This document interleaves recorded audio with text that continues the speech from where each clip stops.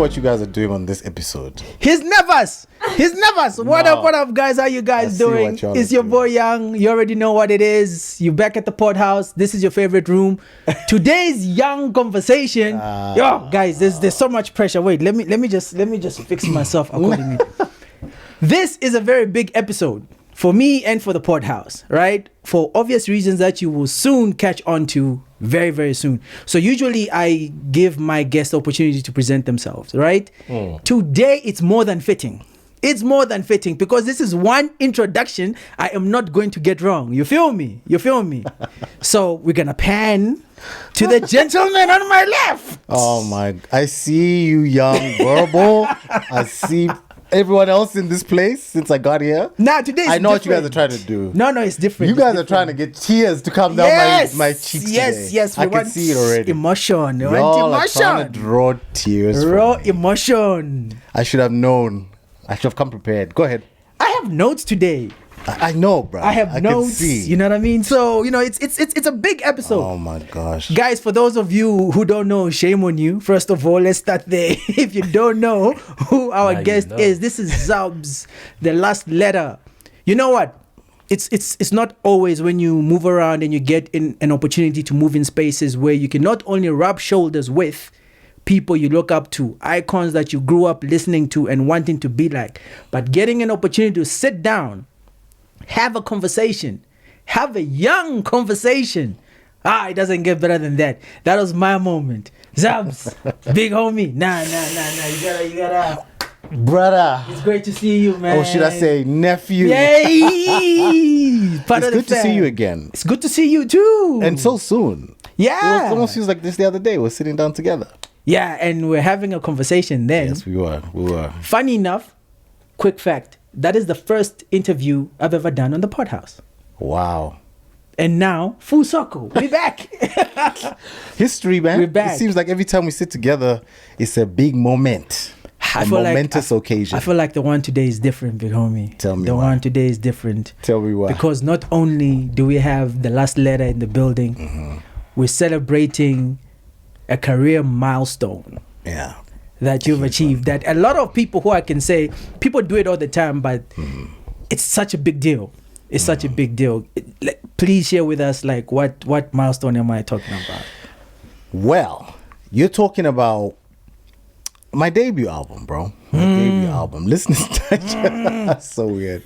Listeners Digest 20 years ago, this time of the year, actually, maybe a little bit earlier, was released, man. Wow. First time I actually legitimately came out as like a solo artist, an actual professional musician.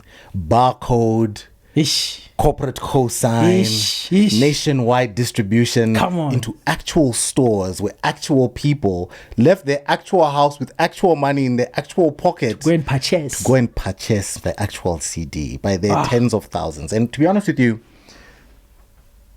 it doesn't feel like it was 20 years ago. But this week leading up to today has made me realize that was a big deal.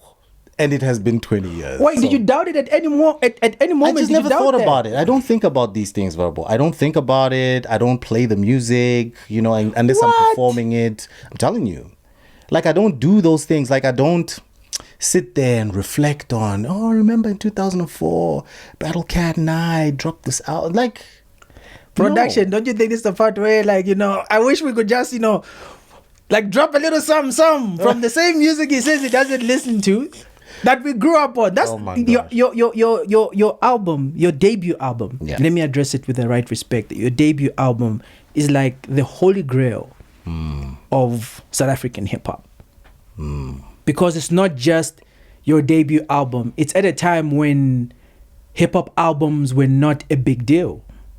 At that moment, like, nobody was, like you said, leaving the houses to go out there. A select few, obviously, but the way you did it was on such a large scale, and the type of hip hop you were doing as well, because there was a competition between the commercial and what was dubbed the underground sound.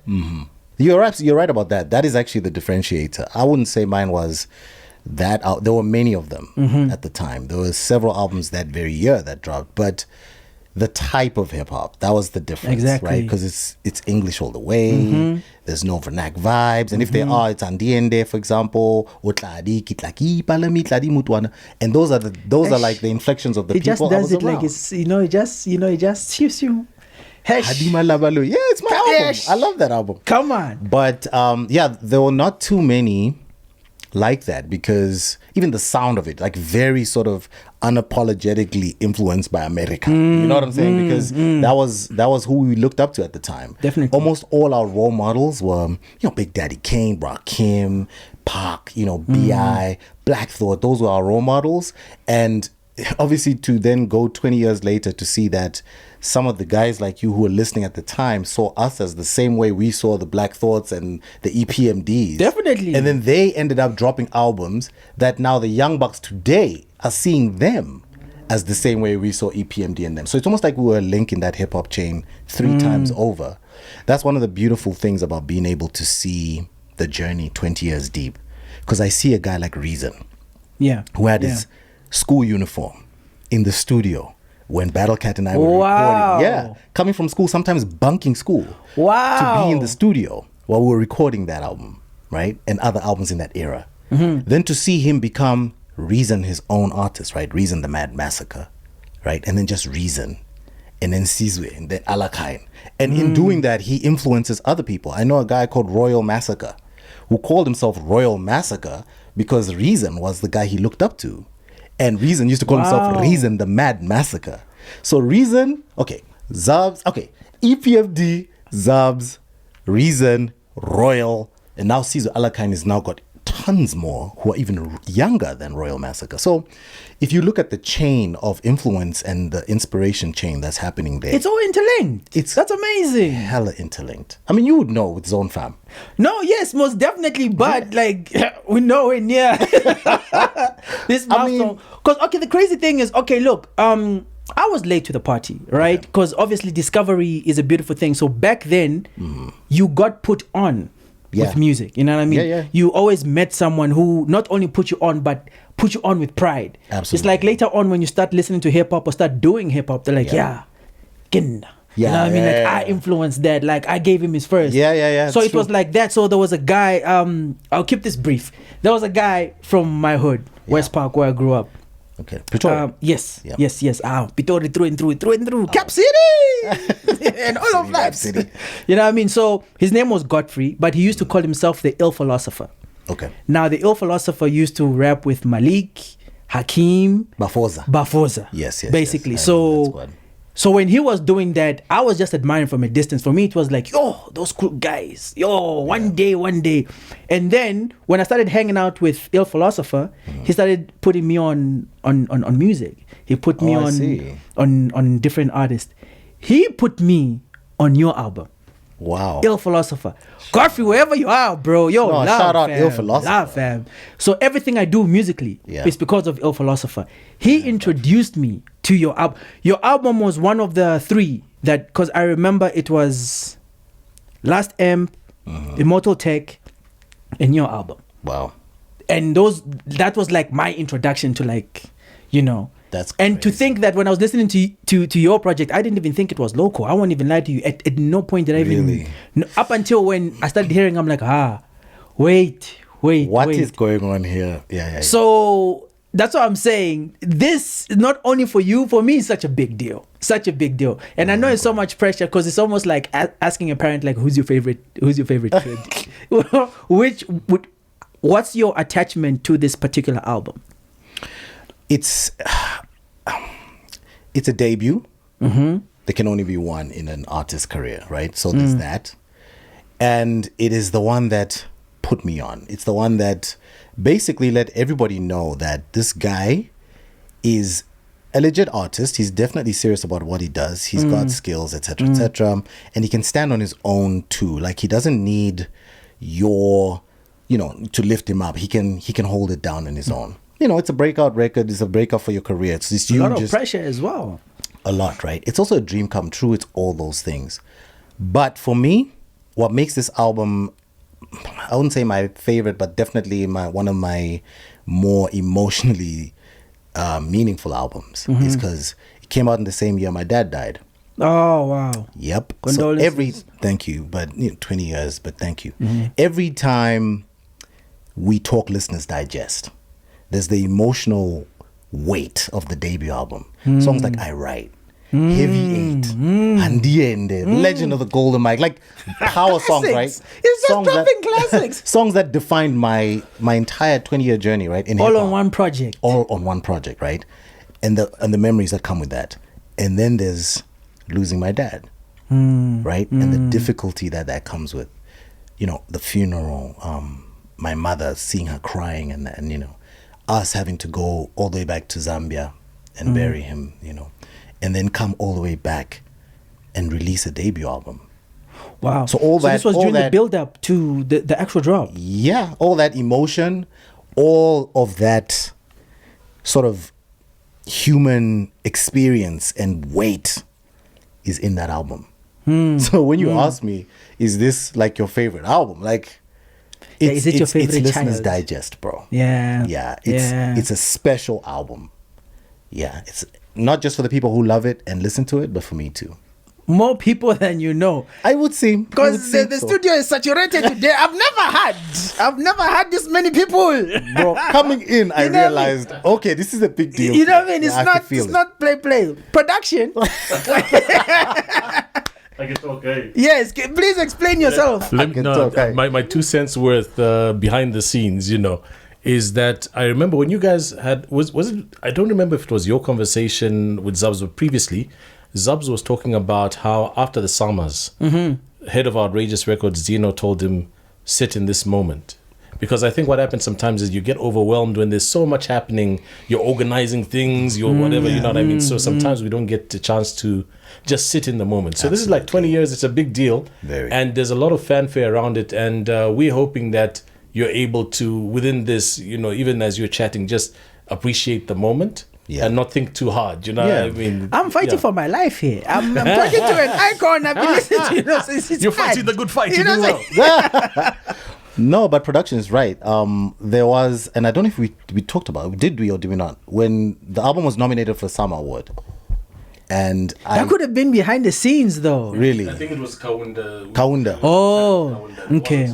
Oh, I see. Okay. So just for context, that album, obviously, because it was one of those albums that really kind of shook the scene, it was nominated for a South African Music Award for that year, right? And there were other beautiful albums as well. Wait, before you continue, was that even happening, hip-hop wise? What do you mean? The awards? Like hip hop songs getting nominated for things like that. Absolutely. I wasn't definitely my year wasn't the first time hip hop was actually honored. Okay. The first one was from Zwei actually. Zwei. Wow. That's right. That's absolutely correct. Do you have a microphone there? We're hearing music. Production is because I remember that Attention by Amu. Yes. The song. And remember there's the famous line, Who gave Zwei the award? Yeah. You think they won't do it again? I think again. Zwei was the very first South African artist to get an award, a hip hop award in South Africa from the Summers at least. Wow, okay. Yeah. And then since then, obviously, there were others. But that year, my album was nominated for, Listeners Digest was nominated for Best Hip Hop Album of the Year. And I was convinced, Verbal, that I was going to win that thing. I was convinced. I think everyone who goes there is convinced because you're given the invitation, you're told your room, and you're already thinking, they're giving me this award, man. There's no way. What was a heartbreak? Bruh, I was there, and everything in me was like, I'm so going home with that award because I'll travel the country. I traveled outside the country, and I could see how loved that album was, right? And we're all convinced at Outrageous, at Black Rage Productions, Thuli, Maria, H2O, everyone there was all convinced that we're taking home this thing for Listeners Digest. And I didn't win that year. I remember being so devastated. I was like at the after party and I was just thinking, yo, man, this is a miserable day. What a horrible time. All my life waiting for a debut. It comes out. It's beautiful. People love it. I love it. And it's a beautiful record. And we don't win. You felt like you lost out on the moment. I felt like that was it, man. I felt like, my world came crashing down, And then I remember Zeno came to me that very same night after party of the Summer Awards. And he said to me, Zubz, I want you to remember something. Going forward from here on out. Award or no award, man. you know, this right here, this moment that you're living right now, this is it. That's what production is talking about. This is what it's about. Not awards, not... Look around you. Look where we are. Look what we're doing. This is what it's about. And from that day, not only did I not expect to win any awards, I don't want any cosign, no accolades, no props, no nada. That's why this whole thing for me, this whole week has been a trip, because I've never operated with that in mind ever again ever since. And I was nominated again when the second album came, also nominated for a Summer Award, Best Hip Hop of the Year, you know, Best Hip Hop Album for that year too, for headphone music. But my perspective already had shifted from then on. And here's the crux of this conversation. 20 years later, the real award, bro, is, okay, what you guys are doing is beautiful. Yes, please. But the people, the people that come to me verbal and the stories they tell me, falling in love with their wives to Handiende, breaking up to Handiende. You know what I'm saying? Babies that have now been left by their fathers to Handiende. Jeez. I'm being told these stories by these actual people in real life. Legacy. Right? I'm being told all kinds of stories left, right, and center by people the music touched their lives so deeply that an award couldn't begin to even, I guess, describe what that feels like. So to be here 20 years later and commemorate the album and celebrate it with so many people that it's touched really is the win. That is the award, you know? Hey guys, it's real in here. You know what? I've got notes here. Just give me a moment. Sorry, I know we're supposed to touch on your agenda. No. Because first, give me a moment. Hit me with Hazel B. Zubz, Mr. Last Era, aka my original hip hop crush. What? I was so enchanted with you, man. And we got Listeners Digest, and we would make sure that when we were driving long distance with my dad, we would play it specifically because we related so much to that song because my dad got a second wife. So we were the kids in that song who were betrayed by the man who couldn't decide. But the one that we loved the most and that we even Googled the lyrics, we learned your part was Heavy 8. You had the best verse in Heavy 8. I think it was you and Proverb that we really liked. And just the whole concept of Heavy 8 was just so dope. So thank you for the music and hope you're well, bro. Drop something soon just for us, just to be like, hey guys, just to be re-enchanted. Wow, Hazel B. Hazel B. Thank you for that. Shout out to you. Wow. I'm getting choked up. It's real. It's real, guys. It's real. And you have a whole page of that stuff, Brad. This is gonna be Yeah, you know what? Let's make this the segment. That was a beautiful segue, by the way. That was a beautiful segue. Wow. I'm getting good at this. Production, who's next? Oh my gosh, there's more. Let's play this one. This is Kutrano, and this is my congratulations to Zubz, The Last Letter, for 20 years of the Listeners Digest. I cannot believe it's been 20 years since this seminal album has been released. So congratulations, but also it's an opportunity to say thank you for being there through the good and the bad at Outrageous and at Black Rage Productions, and to mention that Outrageous Records probably would not have taken off without you and Zeno running around town, enlisting talent, looking for producers, attending cyphers, hanging out at YFM, and all the hard work that you put in at the beginning of this project. So congratulations on that. And I also want to say thank you so much. It's such an honor to have worked with you during the heydays of Outrageous and Black Rage Productions. And I wanted to say that everyone you've come into contact with has been touched positively.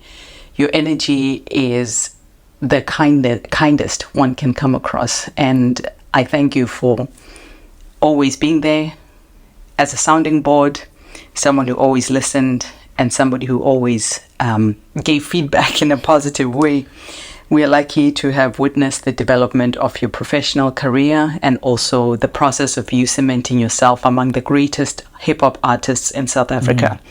You have taught young people a lot.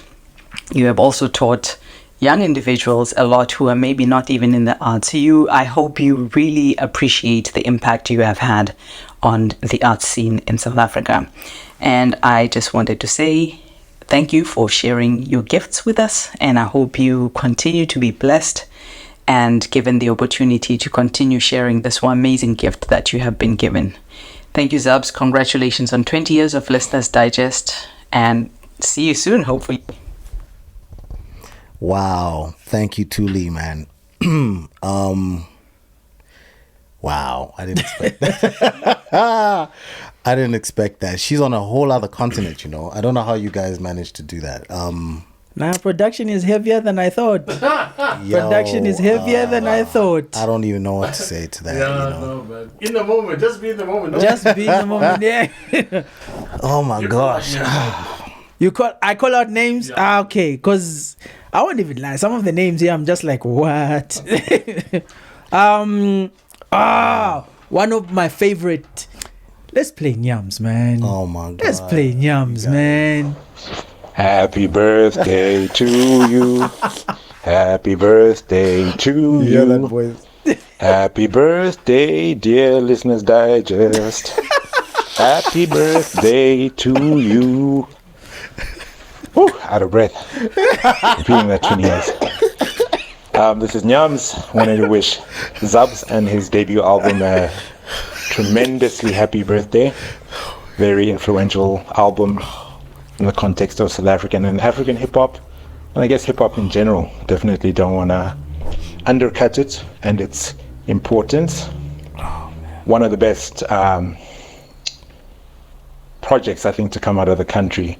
And I think even at the time, the golden era of like South African hip-hop, I guess. Absolutely. There's many golden eras, but I think in terms of the emergence of South African hip-hop and what it could be, Zubz was a torchbearer for that.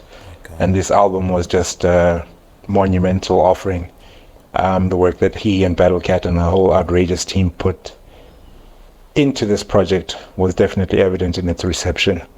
So yeah, I definitely want to wish the project a happy birthday. Say thank you to one of the illest lyricists this world has ever seen. Come on. No, man. In my opinion, one of the best executors of an album concept the world has ever seen. I think like people go into making albums and they have an idea and the end product is generally never quite the same. But in Zub's case, he always hits the nail on the head. Exceptional MC, exceptional brother. Love you lots. Love you too. Happy anniversary. Wow. Goosebumps. Goosebumps. Verbal. I Goosebumps. knew you guys were trying to get a tear jerker today. Nah, because you live in the moment, like you were told. Live in the moment. Live in the moment. You know, let's have a few more before we move along. This is crazy. This is crazy. Do me. Oh my god. To me, it's short, but you know, Yeah, it's curious. Ready? I don't know. I don't know if I could offer too much, around Listeners Digest. I think Zubz is well in his production of that album when I first met him. The only little tidbit I can add is for all the times that I hung with Zubz and seen him do mad dirt, by the way, it never occurred to me that he didn't really swear in his raps. Like, you know what I mean? Like he wasn't really the fuck shit ass type MC, you know? And it never occurred to me. Because I spoke with him so much and he definitely swore, you know what I mean? When he spoke. So, I didn't know he was on his Will Smith shit, you know? But then again, Will Smith's kind of like a villain, so hey, what am I really saying? Oh, do me. Oh, that's beautiful. I feel like you should have given me a warning and told me that Doomy's gonna wild out. This is what happens when you guys go too close. You go too close to the center. Oh my goodness. You get the guys with all the X factors. Doomy was wilding, bro. Yo, he was wilding, and he's right. He knows who I am. The good, the bad, the ugly. He's right. He's Production. How many more can I do before? We will play like what's Man. 3 more? It's a whole list, but 3 more. I don't think we're gonna get through them. Okay, because for everybody who we haven't played, what we're gonna do is we're gonna have like a separate section where we're just gonna have them run. You know what I mean? Yeah, right at the end. For now, let's hear one from let's hear Zakwe. Zakwe. Yeah. Oh yeah, Shapuzet Lapo, Uzagwe Snanga representer, Umrepa Wakona Wamasha Snanga all the way from KZN. I'd like to send a huge shout out to Big Bro Zubz the Last Letter.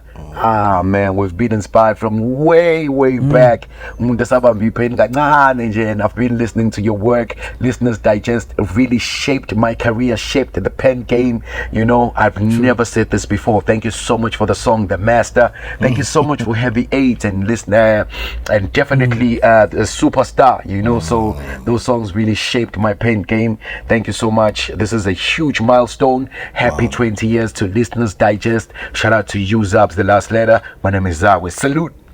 Yeah, salute Zakwe, man. The other Last Letter. Yeah, that's beautiful. Yeah, you know, Zakwe and I, the others that I've just heard. We have a personal relationship, and obviously there's mutual love, deep love, and mutual respect. Except Hazel B, I don't think I've met Hazel B before. Have I? I'm not sure. But Zakwe, he doesn't need to say these things to me, you know, or about me. Like, we're inspired by we you, don't right? have that type of bond. So to hear somebody who's that distant and yet that in our faces, to, you know, it's. Yeah, thank you, Zakwe. Yeah, hit him with proverb before he recovers. Oh, man. I'm going to kick a guy while he's down. Hey, this is Proverb, and firstly, I want to congratulate my brother, Zubz the Last Letter, on this incredible milestone. He is an incredible, timeless, creative, but also a superb individual. You know, musically, where Zubz inspired me was... you know, he taught me how to think conceptually whenever creating. It wasn't enough that songs were lyrical, that there were bars and punchlines, but I think concepts is definitely something that Zubz was one of the guys who I learned that from. And so he sort of inspired and shaped my creative being in that regard. But also... you know, we spent lots of time freestyling, Zubz and I. I was always an admirer of his ability to spark freestyles off the dome, and I think we used, you know, every opportunity that we were together to kick freestyles, and I think he helped really sharpen my mind, you know, by how sharp his mind was. But I think for me, what's most important is Zubz as an individual. You know, as a friend, as somebody I consider a brother. We shared a lot of intimate conversations about our aspirations, about who we wish to be in the future. And I think I'm really grateful, you know, to not only know people like Zubz, to have people like Zubz in my life. We don't see each other as often now as we did back then, but I'm really grateful for those many conversations, you know, that we sort of shared. The brotherhood, the kinship that we shared, and the bonds that we forged. Congratulations once again, my brother. I wish you all the very best. God bless. Thank you, man. Thank you, PV, man. You see, Deboho. You know it's real when they hit you with the government. Yeah, man. Hey, man, choking up here. Yeah, I don't know what to say. Verbal. I mean, what do you say to stuff like that, man? I say it's deserved. You know what you're supposed to be when these things happen? You're supposed to be dead. You're not supposed to be alive to smell the flowers. Now I get it. But because it's a lot. What does that say about you, though? Because I mean, you're experiencing it in a whole different way. Because you're here. I know. It's weird, man. It's weird. I mean, I don't know. It's just strange for me. I mean, I struggle to know what to do with this. You know, I just can tell you, the people that you're playing for me now, man. Even when he's talking about sparking freestyles every opportunity, I have a flood of memories that, as he says, that memories just keep coming back to my mind about every single moment when we just randomly just freestyle, like randomly, like, you know, it will be like there's a mic, no mic, there's a beat, no beat, there's an audience, no audience. It's just him and I. It's him, me, and 4 other people, and straight, like off the random, top. Off the top, no topic that is like written, no rhymes that were prepared, just busting verses. And then when your brain blocks, he picks up and carries on, picks the rhyme up, takes the rhyme scheme and twists it around and throws it back to me. That's the mic. And then the concept as well, because let's say it's this tourmaline wristband, right? I speak about the tourmaline wristband for 2 seconds, and then he continues the tourmaline wristband, flips it to the other side, and then starts talking. And it's like, that way, anytime we see each other, we know that, okay, we have to wake up, be present, be in the moment, and get ready, because anything can happen. And even at live shows, he could randomly just call me up on stage. Doomy used to do that as well. Call me up on stage, and then we'd just randomly start freestyling at a show on the mic, randomly. You're not planned. It wasn't rehearsed. Randomly, thousands of people there paying good money, randomly being picked out of the audience. I'll do the same to him as well, because we were just like that, you know.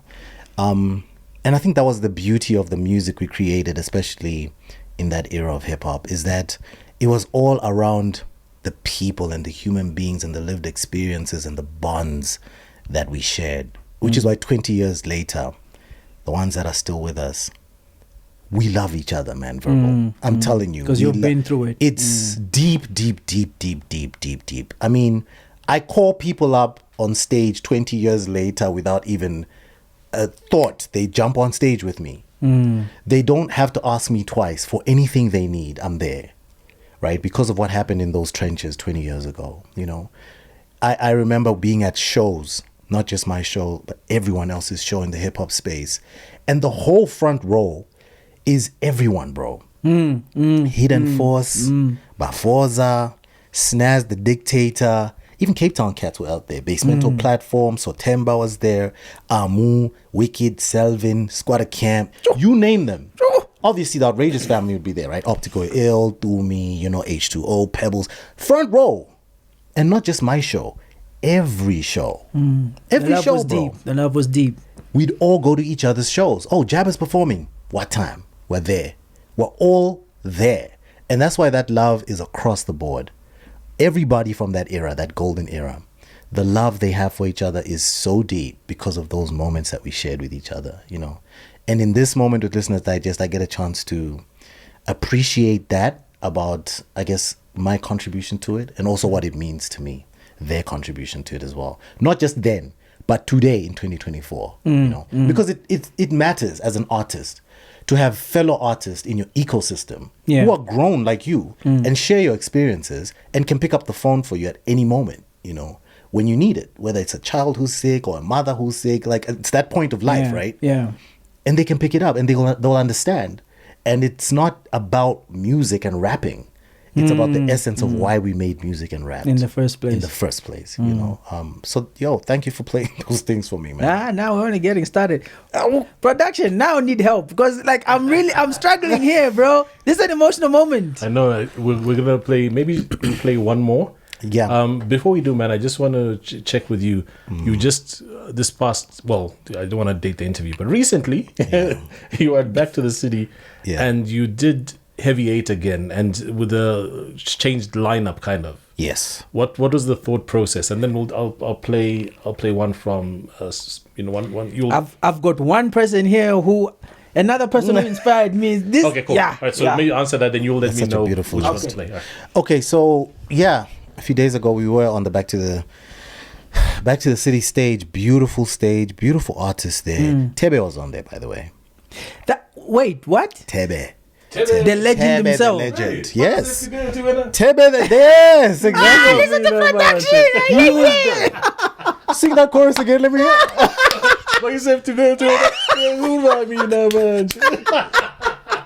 Sung like an actual Zambian.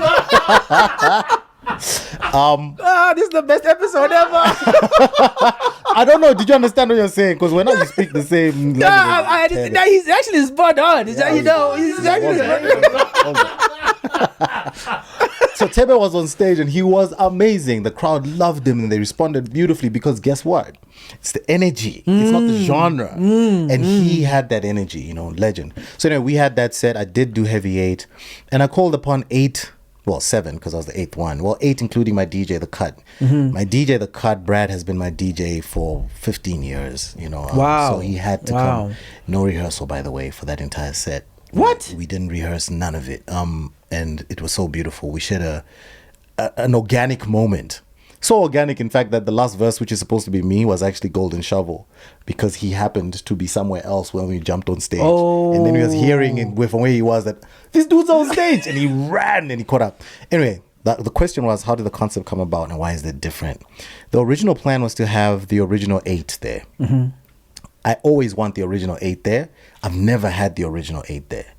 When I launched the album, Jabba was one of the original 8. I mean, was one of the 8 on the night, but he wasn't on the original.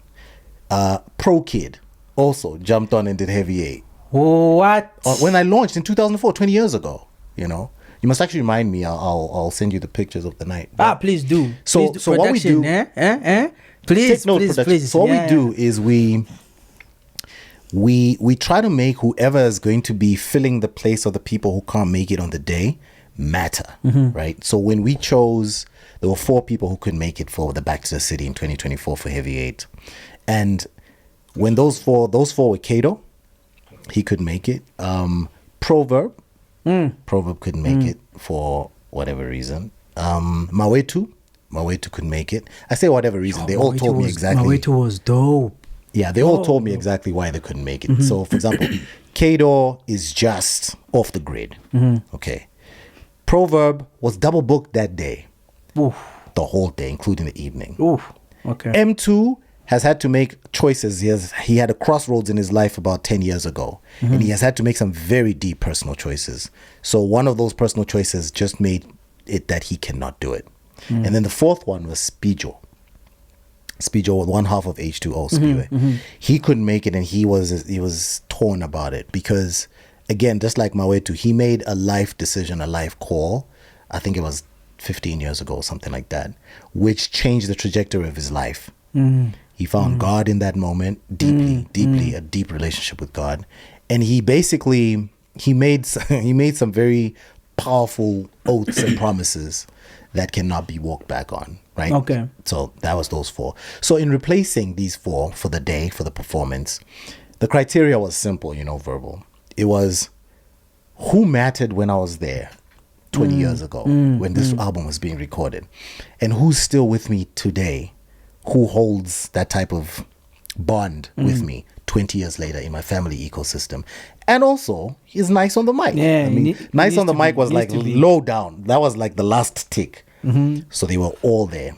And I found those people. Amu was one of them. I mean, I had to bring Amu. Ntabi.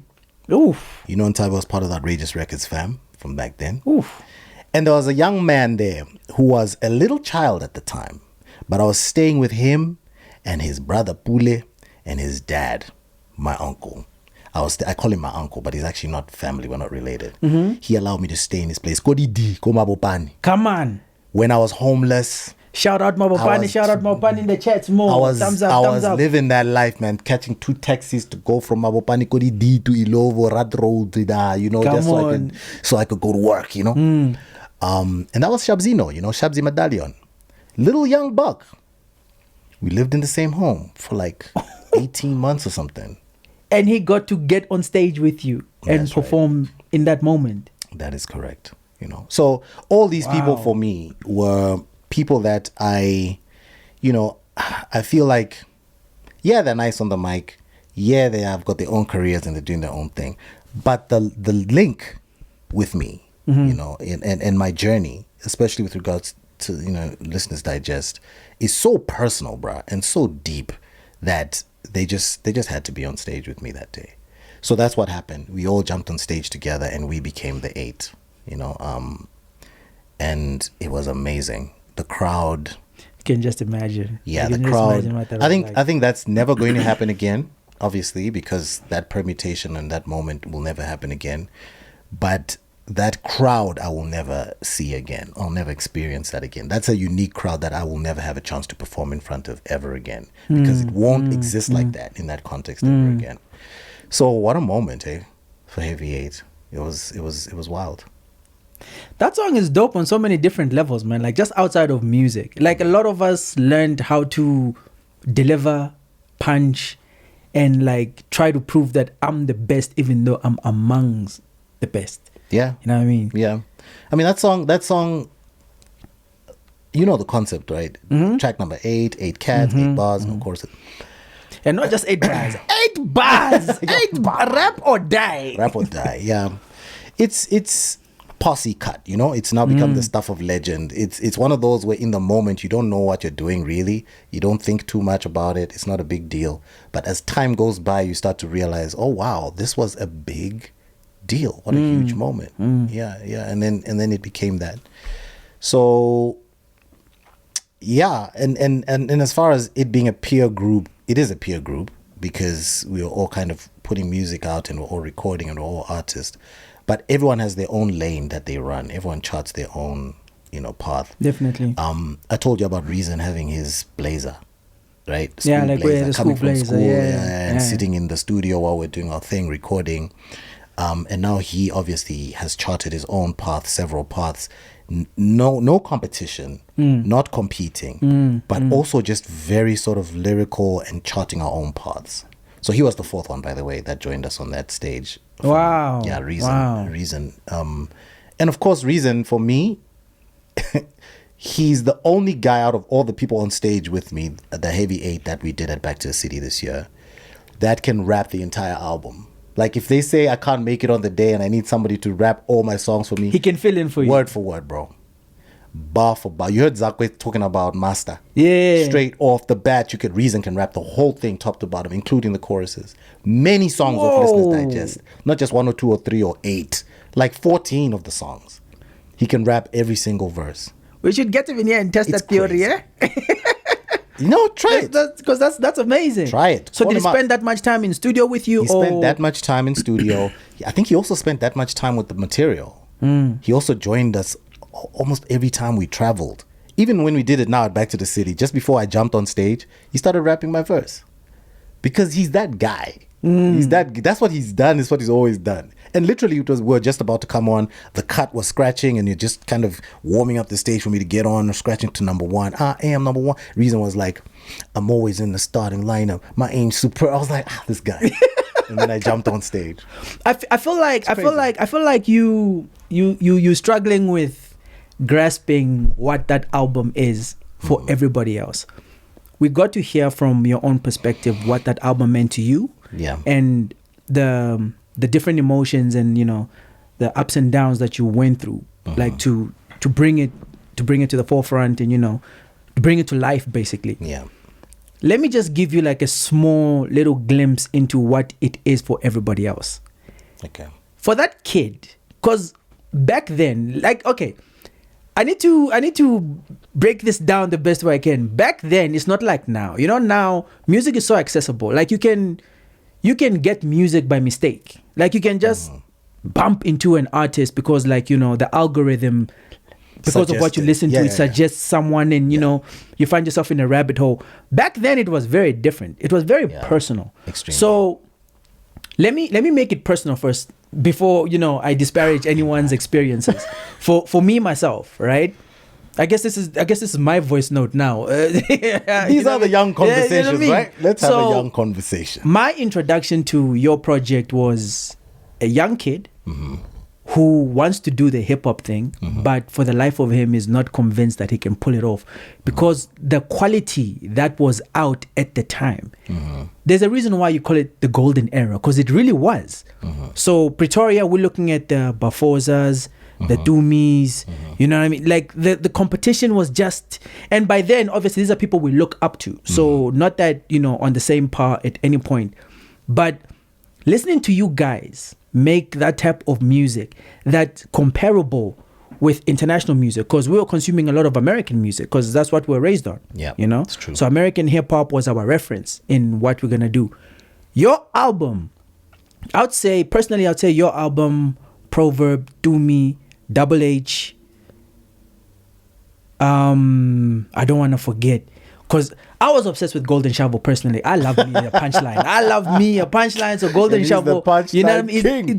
Like that's how I learned how to, craft. Shovels is, you know what I mean? Nice. So and that voice, exactly, and the delivery and everything. Delivery like sits there. Your album was like us in school when we were prepping for exams, sitting with our friends and we're going through notes and trying to learn. Hey, but wait, so when you want to kick it like this, number 8, like you know what I mean, like the delivery, how you guys would come in, the cadence, everything. Nobody else was teaching us that. We learn through the music. Your album is one of the textbooks that we had when we were prepping to become those guys we looked up to. And that's why Listeners Digest, like for me personally, is such a big deal, because I call it the Holy Grail, because it really is like the fundamentals of hip hop in South Africa, man. Not to take anything away from Venek and Motswako and everything. Back then, it was either you're doing Motswako or you're doing like English all the way. Yeah. Before we, found the pocket where we can mix the two, and blend it together. Yeah. Your album was like levels. Wow. Production, delivery, concepts. Don't get me started on the rhyme schemes. Don't get me started on the rhyme schemes and just the pen game. You taught us how to put emphasis into lyricism, delivery, and concepts before anything else. So it can be what it can be to you. But to the rest of us, that's a timeless moment in hip-hop. The holy grail of South African hip-hop, definitely. Listeners Digest is definitely in the Hall of Fame amongst others. But that one, for that moment, for that era, thank you very much, man. You're most welcome, and thank you, man, for saying that. Thank you because for me, I resonate with that so much, because I also had albums that were like that for me. Like I also experienced that exact same feeling when I would listen to Rakim, and I would listen to LL, I'd literally also be like, oh man, how does he do that with the words? How is he able to the pen? Yeah, the pen. There's a song that Rakim would have where he's in the subway and he meets a girl who's production is on it today. Yeah, because production don't stop. They must say in the mic so that they don't think we're making this up. And then you could picture it in your head. It's like, okay, he's in the subway. He's riding the subway. He sees a girl there in the subway. She almost looks Korean, but she's European. And he's like, hey, they're good looking. Is this seat taken? And then you can see the whole scene playing out in your head, right? So by the time I'm writing as well, whether it's I'm here, right? There's a phone conversation. He's calling his wife back home. Like, you want to see the picture, right? Or Legend of the Golden Mike, There's a long time ago, there's a mountain. And at the top of this mountain, there's like a fire. And then a microphone comes down. Like, you want to paint pictures with the music that are so vivid that the listeners, the people who love the music, start to study them. They start to debate them. They start to learn from them and craft their own style around them. They visualize what you visualize with the pen. They visualize as they listen to it with their ears. And then eventually they start to do what I did when I also heard, the Rakims and the EPMDs of this world and then the LLs, They also start to write and they become the verbals, they become the reasons. And the funny thing about it is, you talk of school and being in school. I remember having a conversation, I think it was with AKA at the time. So we went to AKA school, and I go there almost they have this arts fest that they have every so often. Okay. And I go to that high school still to this day. I went there this year, 2024. And we just talk about writing and storytelling and hip hop. I hold workshops at these high schools. So I was there the one time they had like an evening's gala ball type, cultural night with Proverb. Oh, nice. Yeah, the two of us went there and we're in the green room there. The kids were having a good time. Jesse Clegg was still in that school and he was playing on stage, having a good time. And then the, AKA was there with his friends as well. They also had a little rap group that they had in school, in high school. And they were debating among themselves the Proverb album and the Zubz album. So when they had a chance to get into the green room to get to meet us for the first time in their lives, they came and they're like, yo, tell us about this album. So when you're doing this, like I remember these kids. Reminds me of me the first time I met you. I couldn't shut up. It's crazy, right? Pompey was the same, by the way. Oh, yeah. Anyway, these kids at a high school, bruh, talking about our albums and how they've dissected them and how these lines and asking very technical questions and then to see them grow up to become, so for example, Sizwe Mpofu Walsh has now got this huge, he's got this huge sort of news network on YouTube and we all know about AKA's career, right? So they went on to inspire people in their own way and grow into their own thing. And this is the beauty of having 20 years worth of time between dropping the album and being here, is then you get to see that, and then you get to understand the impact of what it is to create, period. Like any kind of creative output, music, movies, books, even podcasts, what you're doing now. There's no telling what will happen 20 years from now. When you verbal are sitting with somebody 20 years time and they're talking to you about, that episode you did with Zubz last Letta when you're celebrating 20 years. Yeah. This is what happens when you create. And I think if with intentionality, we start to remember that a little bit more, there's no telling what we can do in the world, bro. There's just no telling. The Holy Grail. It's like if you're into boxing and you get an opportunity to sit down with Mike Tyson and he explains to you like how he moves and oh man, hey man. Production, am I forgetting anything? Because I'm all over the place today. This was a wild episode. No man, I watch your conversations and none of them have come like this. No, okay, this is the first time I'm hearing sound bites coming in. To be fair, it's a big deal. This is an important episode. I wasn't ready for this, man. I wasn't very important episode. You don't always get an opportunity to interview your icons. I met my icons. I don't know about you. I'm doing well in life. They say never meet those guys. They lied. Okay. Not only did I meet my icon, I got to get other icons to talk to my icon about why he's an icon. No, shout out to you for that. Come on. Honestly, that was. I wish I could amazing. get all the credit, Maraesh. Production has been swinging. Production is on it. The past two episodes, you know what? I called out production in an episode, and I think they didn't take it lightly. They did not like it. They feel bad. They took me to HR. It was a whole thing. It was a whole thing. So now for the past two episodes, and thank you to production. You guys, honestly, production. No, but you see, production. Am I forgetting anything? Am I forgetting anything? I think we're good. Man's got an early morning tomorrow, so we probably need to wrap. But you said you wanted to play one more voice note, and you... Yes, Yeah, you said it would all... Envy. Oh. The reason why I want to play Envy is because before I even started rapping, I used to watch Envy at State Theatre. Yes. Envy is one of the best battle rappers I've seen. That's for sure. From Pretoria. Even to this day. Have you heard his penmanship? Oh, to no. This day. I keep on telling Envy, I'm like, bro, like, nobody punchlines like Envy. So, you know me and my obsession with punchlines. These are the people I used to look up to. He's the reason why I started battle rapping. Really? Unbeaten run in the streets of Pretoria Go State Theatre. Lights, you know what time it is. You know what time it's because of people like Envy and people like you. Man. So I'm saying this episode is like full circle. I love it. It's a special one. Yeah, you can hit us with Envy. Yo, Big Zubz, what up? What up, Envy? It's your boy Envy, man. 20 years of Listeners Digest, bro. Wow. That's crazy. 2 decades, bro. Crazy. I can still remember the first time I saw the Superstar video on TV. I was like, shit. This is now the moment. This is how I knew hip-hop was in, bro. And I mean, throughout the years, bro, you've inspired me. You're one of the greatest lyricists ever. True. And I just wanted to wish you a happy 20 years of Listeners Digest, bro. Thank you. Much love, my brother. Peace. Peace, Envy. Thank you so much, man. Thank you. It's crazy, bro. It's crazy. The Superstar video was wild. I was looking like something out of a sci-fi series, dressed in weird clothes. It was low-key scary, though. It was a bit. Yeah, it was a bit. Because back then we were like, hey, if our parents see this, we'll never rap again. What type of satanism is this? We'll never rap again. They'll break the CD, bro. You now a satanist. No, man. Concepts, bruh. It's always concept driven. I don't think anyone does concepts like you do, big homie. There was this beautiful director called Taryn who directed that and co-wrote the concepts and shot it as well. I called her Tarantino. Come on. She, she's to this day she's amazing. She does incredible stuff.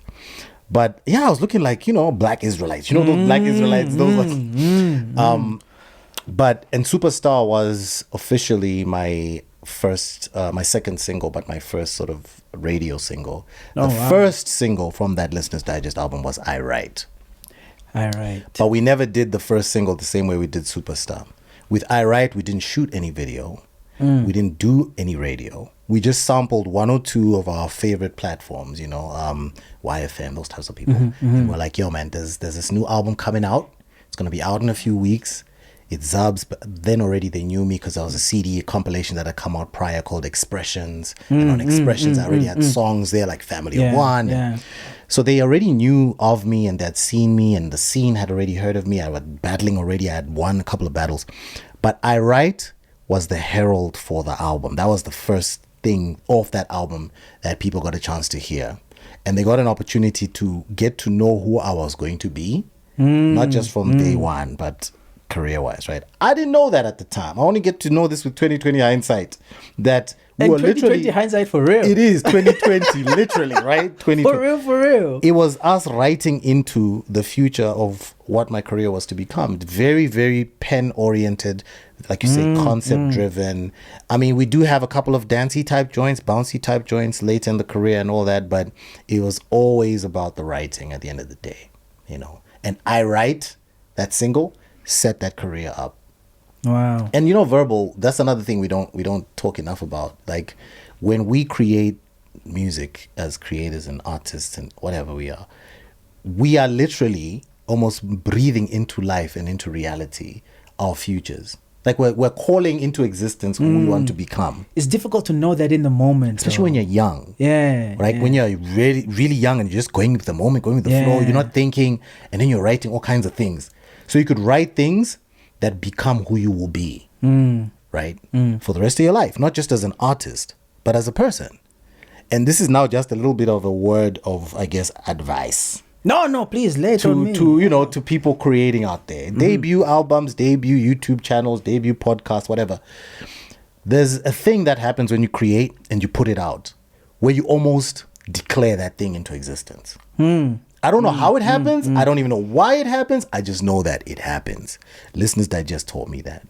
You will put things out there and you will become those things. You will find yourself molding into the reality of what you were busy saying in those things. Somehow that becomes your reality. So if your first album is me and my homies out here shooting and careful with that. In 20 years, you're like, careful with me that. And my homies. Careful with that, you know? Yeah. Or if you're out there saying, yo, I have so much at my disposal. I conjure things up out of nothing. I am a manifester. I can make magic happen overnight. I am power. Watch what happens with your life and your career and your life become intertwined when you're an artist. Let me leave it there. Words from the sensei. Let me leave it there. Yo, guys, I can honestly say this is one of the most organized and disorganized episodes I've ever had.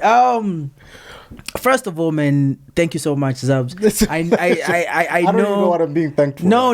Like I told you, for you it is what it is. But for some of us, man, like, we thank you for sharing your skill set. You're welcome. And your gift with the rest of us. You know what I mean? Like, it's taught us so much, and it's still teaching us even up to now. It's still a classic. If you haven't heard Listeners Digest, you all know what to do, man. Go out there, listen. It was one of those production. So I see our war is continuing. Our war is continuing. Okay, you one up me this episode. It's all good. I was swaying on the next one.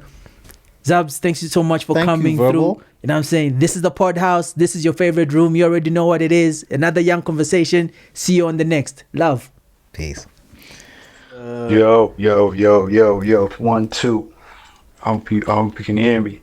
I can. This is a pleasure. It's an absolute pleasure, first and foremost. Cap, man.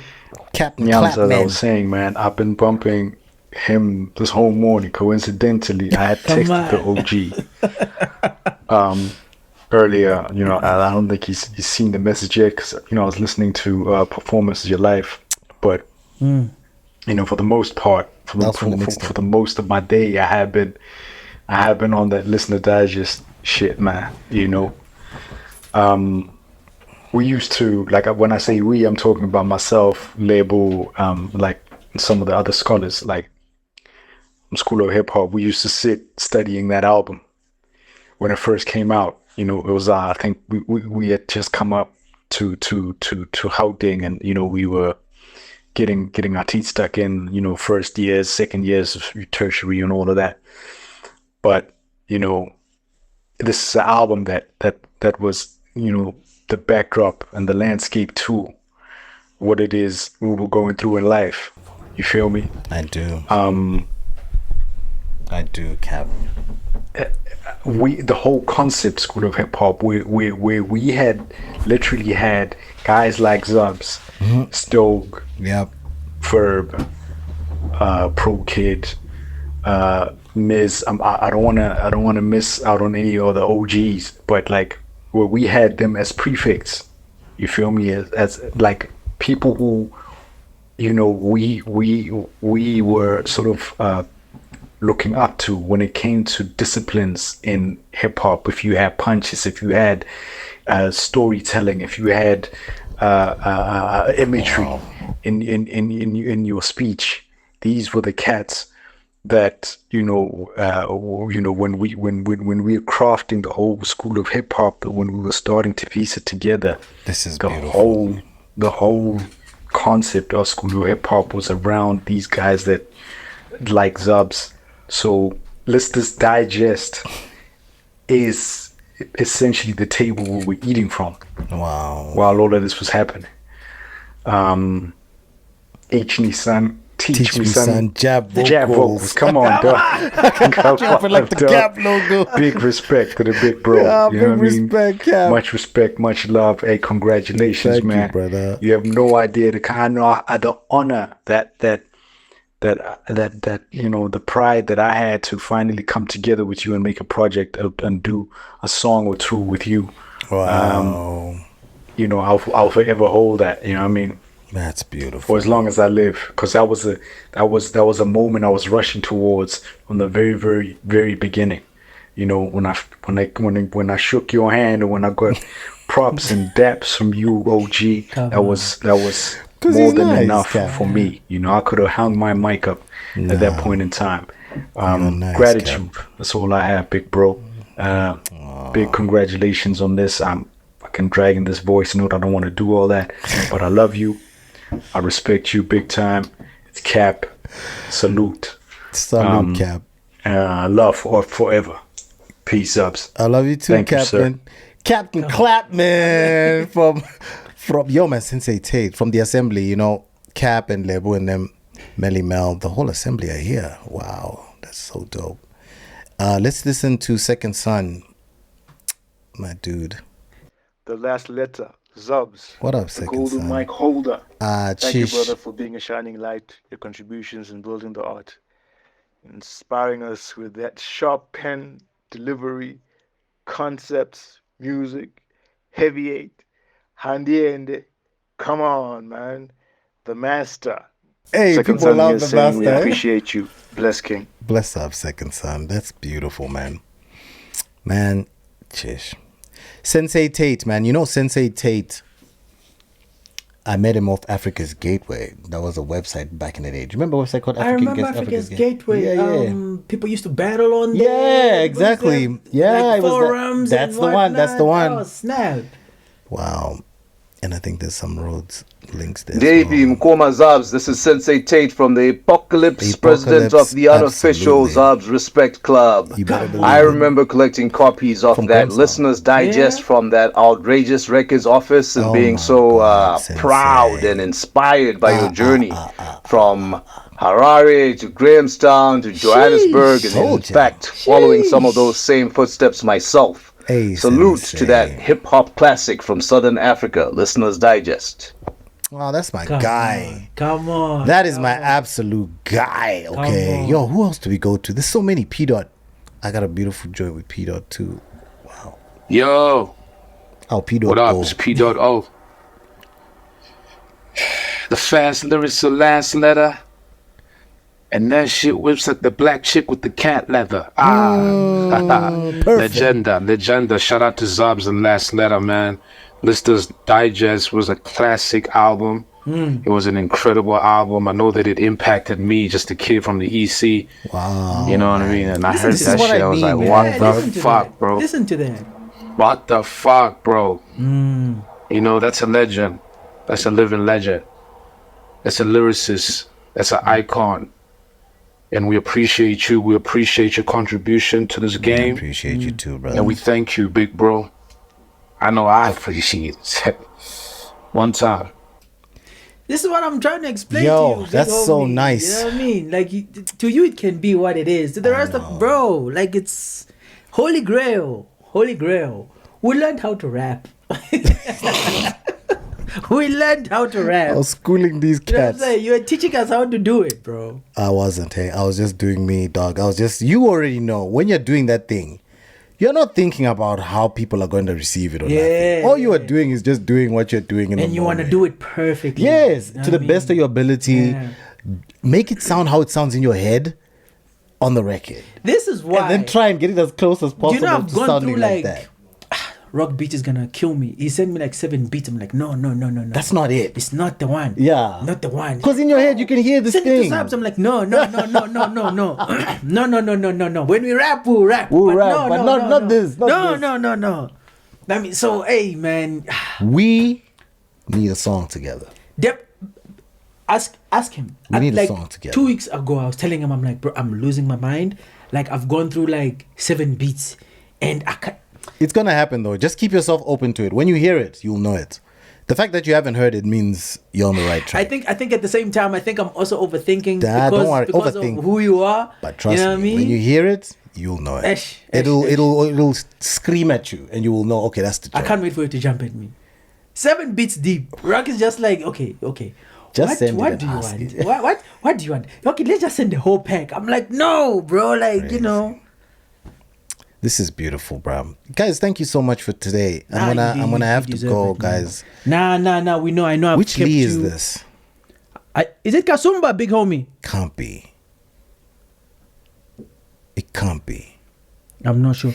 Hey, what's up? It My name's is. Lee Kasumba. I just want to give a big shout out to Zubz the Last Letter on 20 years of the Listener's Digest. I cannot believe it's 20 years already. It's so unreal.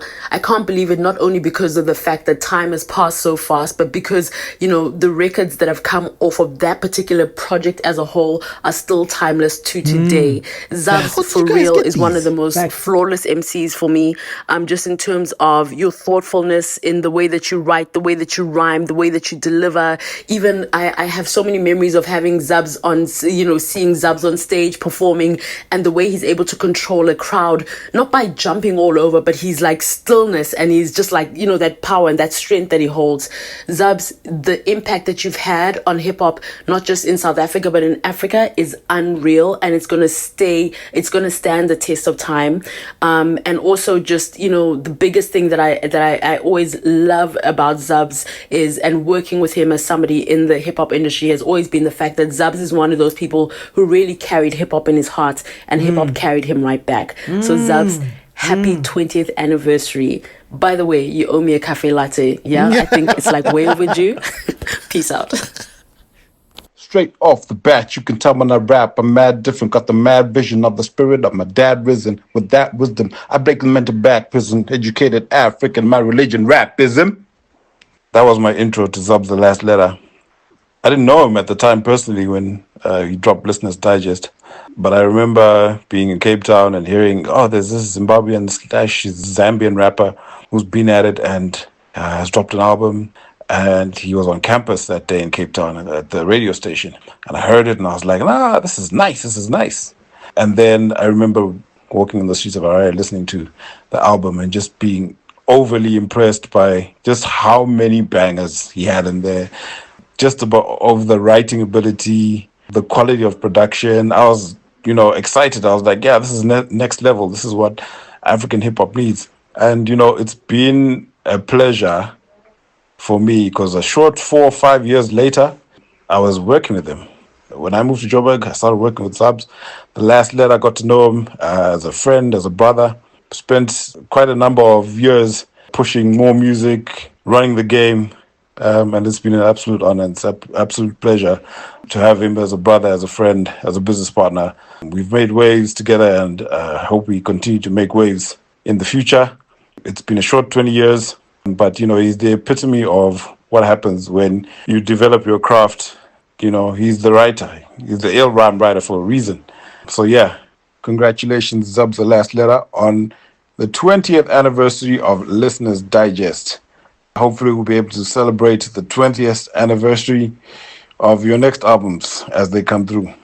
Nice one. Good, yo, it's your man, Sir. A very, very huge fan of Zubz the Last Letter. I actually even did a song for this man. but not necessarily, you know, for him alone, but, you know, for the whole stable, outrageous. But him being, you know, the central, I guess, theme to the song, because he's basically on the chorus. So I like your work so much that I even tried to turn your track, The Legends of the Golden Mic, into an actual play, because I feel like it's one of the best written, you know, sci-fi works. And to think that, you know, it was written in 2004, it makes it even crazy. But, you know, to cut the long story, you know, short, I would just like to say it's hard to be the next Zubz without outrageous. No patience is ever enough. We need some wild changes. My brother said I'm strange. I'm thinking, why change this? It's pretty simple. I done die poor, die famous. And with that said, man, that's just the chorus on Outrageous. You can check it out on Bandcamp. I don't mean to promote the song, but, you know, it's about you and for you and, you know, the whole stable. And y'all should check it out. Yo, shout out to Zubz the Last Letter, man. My favorite MC in Africa. Period. Peace. Yeah, man, I'm boasting from the hills in the Trans sky, man. But because it's Zubz the Last Letter, I have to say something. Zubz, that's Ghost in the background, by the way. Zubz is one of my favorite MCs, man. Probably my favorite album maker in South Africa. He's the only person I admire in terms of making album over myself. But happy birthday, Zubzito. No, actually, happy birthday to Listeners Digest. That was the first album I purchased with my own. I won a battle competition, and the first thing I thought of, I want to buy 2 kg of what? Meat for home, the fish oil, cooking oil at 2 liter. And then I bought Listeners Digest. I went into music, I bought Listeners Digest. I first purchased a South African album. Yeah, man, that product means a lot to me, meant a lot to me then. Yeah, this voice note is going to be long because there's a lot you can say, man. Let's nap it right there in the buttle. Hey, yo, Zubz. I can't believe it's 20 years of Listeners Digest. But it still sounds fresh to this day. It's Fortune here, man. And I just want to say that I've always been a fan and have always admired just how you do what you do the way you know how to best do it. I've always admired the fact that you stay original. I can hear that you value knowledge, you value the language, you value art, you value poetry, and you value words, and it actually shows in your art. Your artistic integrity is absolutely unmatched. You are never swayed by the trends. You don't care about the spotlight. You just about what you want to do. You want to satisfy your heart, and you want to get your message out there, and those who catch it. And that's what I love about you. That's what I respect about you. You've been a pillar in African hip-hop since the golden era. Our golden era. I'm a little biased, but it is what it is. It's the golden era. And I'm grateful for your contribution to my second album on the track Faded. It was an honor to have you on it. And as I also celebrate 20 years of album rapper, I'm proud to share this milestone with you, a fellow traveler in this beautiful journey of music. Thank you for always being real, Zubz. Thank you for always being you. The Last Letter. Yo, what up, Zubz? This is Landmark from Last Days Fam. Congratulations for 20 years of Listeners Digest. Question that comes to mind has always been around production. What role did production play in the formulation of Listeners Digest as we, as the audience, got to hear it? How essential was production for creating a masterpiece that became Listeners Digest? Zubz the Last Letter, Big Bro, Golden Mike, Rhyme Sensei of the Rap Dojo, Teacher. Congratulations, King. Happy 20th anniversary for Listeners Digest. We appreciate you, man. We appreciate the work that you put in to inspire people like myself, an entire generation. For me and my contemporaries, you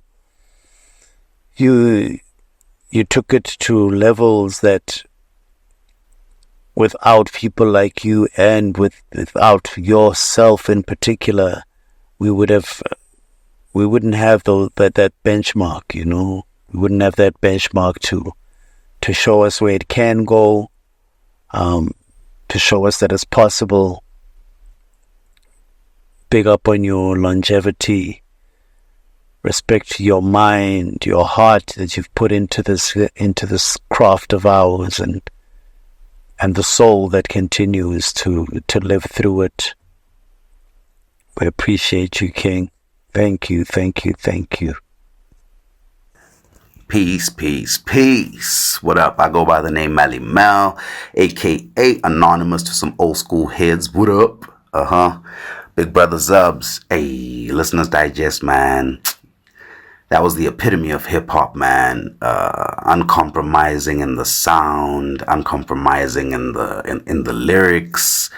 It sounded like hip hop should, and that was coming from a Raucous Records fan. That album made me just feel like I belonged. Yeah, he expressed my views perfectly. It was just so impactful that I even wrote my own verses to some of the tracks that were on the album. I had my own verse for the Heavy 8 joint. I had my own verse for Handiende. I wrote an entire song titled I Write. Unrecorded, of course, unreleased. It pushed my pen. Listening to Zubz just then and now always just pushes your pen. I'd use his artistic views to push my craft with excellence, he was the leader in my imaginary crew, you know what I mean? Shout out Zubz, man. Much love. Thank you for everything you've contributed to the art, and thank you for that project, bro. Changed my life. Peace, eternal love, and God bless. It's the Curious Prof. Yeah, man. Zubz, The Lost Letter, Golden Mic Holder, Where Does One Even Begin? Legendary. Listeners Digest was definitely one of those albums for me. Classic. Used to spin that thing back to back to back. Definitely one of the greatest MCs the country has ever produced. I was super inspired and super motivated by his pen. Even in my album, I got a track called 88, and the hook goes 88 baby. I was playing Crazy 8 daily, worked with the cards I was dealt, and I was bumping Heavy 8 crazy. No lie, legendary, one of the greatest to ever do it. Nothing but love for the big homie, man. Nothing but love. Peace to the gods, peace to the gods. This is a Versatile Beats VB from Limpopo PLK. And I just realized that it's been 20 years since the first time I heard, this is for the listeners. Oh, and Battle Cat, thanks a mil. Hey man, but peace to the gods. It's been 10 years since Listeners Digest. And I was 13 when that came out. I was already making beats, but I was like, yes, sass. I wish I could be cool like this, man. Yeah, man, basically, from my point of view, basically, Zubz is basically the Common of Africa. Someone who can get out the game, come back in the game, doesn't matter. That voice is unique, delivery is unique, smooth, and educated. Peace to the gods, Zubz. We give thanks. Oh my God. I'm a pastor, and they say don't use the Lord's name in vain. But when it comes to Zubz, the level of being in awe, being so flabbergasted by the level of skill and the standard of high quality emceeing, I do qualify to say, oh my God. Have you listened to the legend of the golden mic? Aye, man. What planet is this dude from? One of my favorite MCs of all time. Zubz, the last letter. Rakim should have a session with Zubz. Just to listen, not to rap together. Like, he must sit down and just listen to Zubz Digest album. He must just put on his headphones. Nas, oh my God, Zubz, the last letter, man. Love you, dog. This is from your brother, Mr. Salvin, Pastor Salvin.